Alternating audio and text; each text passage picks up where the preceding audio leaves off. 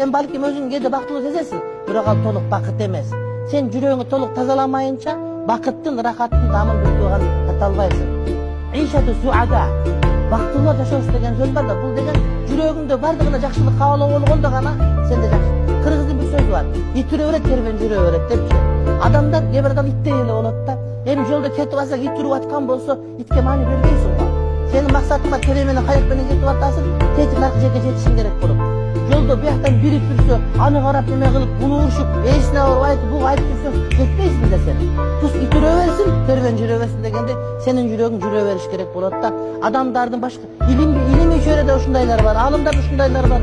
Өчөшүп бири-бирине андай кылды, мындай кылды. Ушундай жазуучуларда бар ушундай нерселер бар да.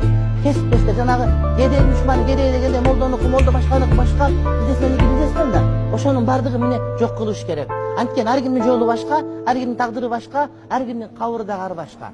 Демек ушул коркунучту биз туура сезгенде, ошондо биздин жүрөк ачык болот.